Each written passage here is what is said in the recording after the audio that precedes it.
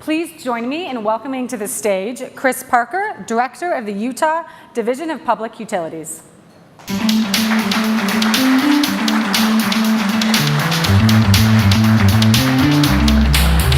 Thanks, Amy. Chris, thanks so much for being with us today. It's my pleasure.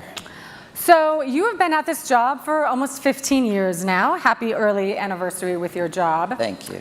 So I'm assuming you've seen a lot of change. So on a scale of 1 to 10, 1 being not at all and 10 being completely, how much has your job changed in the last 2 years? 7. Oh, and what's causing that 7 in your head?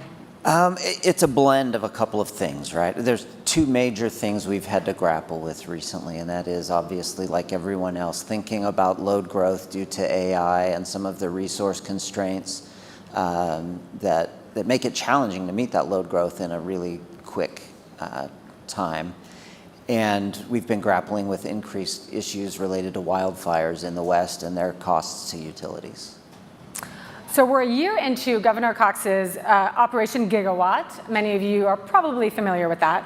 The whole goal is to address these challenges you talk about, to bring more power online for the hottest topic of the day, AI data centers. But that's not the only reason, of course. What challenges are you running into specifically? Let's kind of get into the weeds of why can't we just bring on more electricity today? Like, what's the holdup? There's a couple of big ones. Some of them are real resource constraints, and some of them are, I think, social constraints, like permitting challenges that we've suffered a long time in the West. Utah is something like 69% public land. And so just about anything you develop of any scale, you're going to have permitting processes involving the federal government, and those have historically been really cumbersome processes. I think we're starting to see some change around that. Because of some judicial action, as well as a realization that we just have to be better at building things and doing so in a timely manner. And I think that's something that Utah has really excelled at, is being kind of a YIMBY state that likes to build stuff. Yes, in my backyard, for those not in the know. Yes, in my backyard. And that's, I think, kind of what's at the heart of Governor Cox's Operation Gigawatt is we're a place to solve problems and build these things and allow growth. So Utah has one of the lowest electricity rates in the country, which matters a lot because power prices are going up. Is that staying the course despite this load growth? And what are you seeing in the next 5 to 10 years? Yeah, I think Utah will remain a leader among the states. It's hard to say what our rates will do, right? Resource constraints with supply chains and costs and competition for limited resources, adding all of the transmission and generation we're going to need, those have a cost, a real capital cost. And even when they save on the energy side of the ledger as renewables, you still have to pay the capital cost. So, I mean, I think it's likely we'll continue to see some increases, but I think we'll stay a competitive leader among the states. And I do think if you look historically at rates and adjust them for inflation, we have seen significant rate increases in the last few years. But today, we're cheaper than we were for most of the decade of 2010 to 2020 if you adjust it for inflation. And what do you think is causing that decrease in prices, inflation adjusted? Well, I think there's no question that some of the markets in the West and the predominant, maybe not predominance, but in certain periods of the day and year, the predominance of renewable energy allows low-cost resources to fill some gaps. We're starting to strain against the limits of that, and you're seeing delayed retirements of thermal plants as people grapple with what it means to be resource adequate. It used to be you could plan for one peak on one summer month and your system would be good for the whole year, and now there's a greater variability that demands kind of more active management and planning. And I think we're starting to grapple with what that means. So we've been able to, so far, take advantage of those low-cost renewables. And we're kind of at the cusp of having to address some of the challenges that variability has brought on the system. So I think that'll bring some increases, and we're hoping it's moderated in significant measure by the low-cost energy they bring. Yeah, let's dig into that a little bit more. You know, in my research for this conversation, I determined from the U.S. Energy Information Administration that solar in the state has grown from 0.1% to 14%. Between the early 2000s to 2024. That's a humongous growth. And it surprised me, even though I've been covering it for that long. A quick raise of hands for the audience. Who here knows about the levelized cost of energy? Okay, so a few hands, but maybe, Chris, you can explain it just to ensure we're all on the same page. And how does that affect, do you think, number one, is that the right metric as wind and solar, these variable energy sources, are becoming more prevalent on the grid? And how do you think we should adjust it as the penetration goes from 14% to, say, 30 to 40%? Yeah, I mean, levelized cost of energy is really a metric that's designed to kind of view over the full life cycle of a plant kind of what that energy is going to cost on average. From a rate-making perspective, which we do down where I work, what that does is it smooths things out.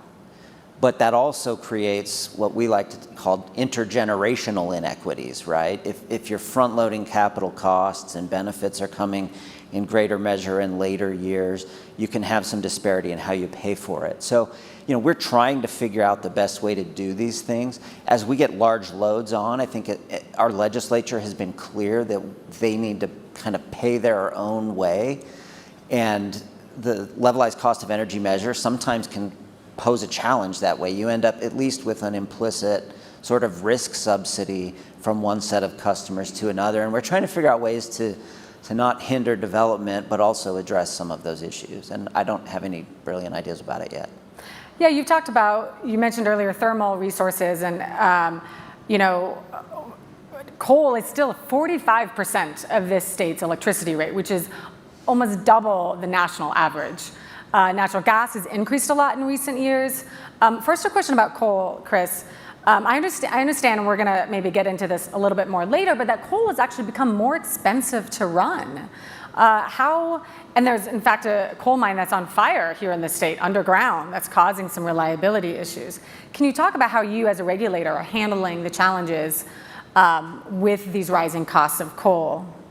Yeah, so I mean, what's happened, there's a variety of reasons the costs have increased, right? There's been regulatory pressure on coal for a long time, which has depressed investment in additional production of those resources. It increases the risk on someone who wants to invest in that, and so we've seen less investment, which means we've had lower supply and higher prices. The fire has depressed supply and added to prices. We have some companies in the state that are expanding some of their production of coal. But naturally, that fire and other issues with coal supply have kind of forced an increase in gas generation to backfill that. And we've worked actively with the utility to kind of work on ways to firm up some of their coal supply for a longer period of time, and they've done so. Our legislature has declared that it wants to maintain these thermal resources as long as it can, and so we're hoping that will give them some certainty in making those investments. But certainly gas is backfilling the need as it arises. And the utility, our main utility here, of course, is Rocky Mountain Power, which is a business unit of Pacific Corp. And they have a very sophisticated sort of dispatch process for their facilities that take into account both operational needs and economic supply. And so they run what makes sense when it makes sense to run it. And in recent years with the coal challenges, it's been less coal, but it remains as a resource that's available to help when the sun starts going down, and we grapple with those variabilities. So looking farther into the future, geothermal is growing in this state, and there's a lot of pilot projects here. Could that provide a steadier form of renewable energy going out 5-20 years? Yeah, so one of the interesting things about Utah, like I said earlier, we like to build stuff and we're happy to host things here. Wyoming's a state that does a lot of the same. Some of the emerging technologies are far more expensive than what we have in our portfolio, and for now at least geothermal is one of those. So I like to think that Utah's really good at building the ecosystem that allows these things to grow and ultimately become more affordable, and then we can take advantage of it on the ratepayer side later when more expensive places that have the headroom to bring on those more cutting edge resources can kind of be first comers on paying for those. In our final moments together, I want to do a lightning round game of Would You Rather. Are you ready, Chris? I guess we'll find out. Would you rather trust AI to forecast the weather or the price of power?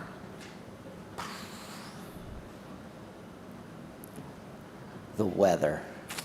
I don't think it'll succeed, but Would you rather live forever in Utah's summer or winter? oh, summer. Would you rather forever manage only winter power demand or summer peak season? Winter here. See, but that's a conflict there, so you're going to have to resolve that I one. can work in the winter and play in the summer. I see that. Finally, would you rather change the past or see the future? I see the future. I don't want to mess with the past. I've seen Back to the Future. It's a good one.